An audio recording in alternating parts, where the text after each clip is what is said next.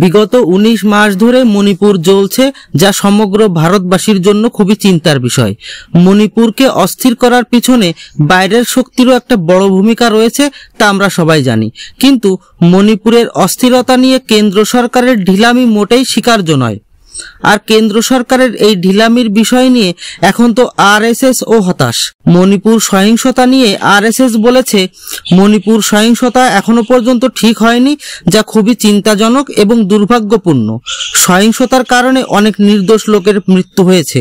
কেন্দ্র এবং রাজ্য সরকার অতি দ্রুতই এই সংঘর্ষের সমাধান খুঁজে বের করুক। নমস্কার বন্ধুরা, ভারত সময় টিভিতে আপনাদের স্বাগতম। অনুরোধ রইল চ্যানেলটি সাবস্ক্রাইব করে বেল আইকনটি প্রেস করবেন, যাতে এই ধরনের নিউজ দ্রুত আপনাদের কাছে পৌঁছে যায়। তো চলেন শুরু করি। মণিপুরে মহিলা ও বাচ্চার মৃতদেহ উদ্ধার হওয়ার পরে আবারও সহিংসতা শুরু হয়ে গেছে। সাধারণ লোক রাগের বশবর্তী হয়ে বিজেপির মন্ত্রী ও বিধায়কদের ঘরবাড়িতে আগুন লাগিয়ে দিয়েছে। আন্দোলনকারীরা মুখ্যমন্ত্রী এন বীরেন সিংহের পৈতৃক নিবাসেও হামলা চালানোর চেষ্টা করে, কিন্তু পুলিশ তাদেরকে আটকে দেয়। এমনিতেই সহিংসতার জন্য কাল থেকে মণিপুরের 7 জেলায় ইন্টারনেট সেবা বন্ধ করে দেওয়া হয়েছে। বেশ কিছু শহরে ধারা 144 লাগু করা হয়েছে। হিংসা প্রভাবিত এলাকায় সেনা নামিয়ে দেওয়া হয়েছে।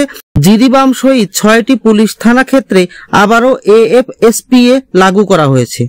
এত কিছুর পরেও মণিপুরের অবস্থা পাল্টাবে বলে মনে হচ্ছে না। মণিপুর নিয়ে কেন্দ্র সরকারের সব চেষ্টা বিফল হচ্ছে বলেই মনে হচ্ছে। তাই তো মণিপুরের এই ভয়াবহ সমস্যা নিয়ে নতুন করে ভাবার সময় এসে গেছে। ভারতের গৃহমন্ত্রী অমিত শাহ মহারাষ্ট্রের নির্বাচনের প্রচার ছেড়ে চলে এসেছেন দিল্লিতে। মিডিয়া রিপোর্টের মতে তিনি আজ মণিপুরে এক মিটিং করবেন এবং সেখানকার স্থিতি নিয়ে নতুনভাবে বিচার বিমর্শ করবেন। তবে এটা তো একেবারে নিশ্চিত যে মণিপুর হিংসা কেন্দ্র সরকারের সামর্থ্যের উপর প্রশ্নচিহ্ন এঁকে দিয়েছে। এখন কেন্দ্র যদি এই বিষয় নিয়ে কোনো রকম ঢিলামি করে, তাহলে এর ফল ভারতের জন্য সুখকর মোটেই হবে না। এ বিষয়ে আপনাদের মতামত কমেন্ট করে জানাবেন। ধন্যবাদ।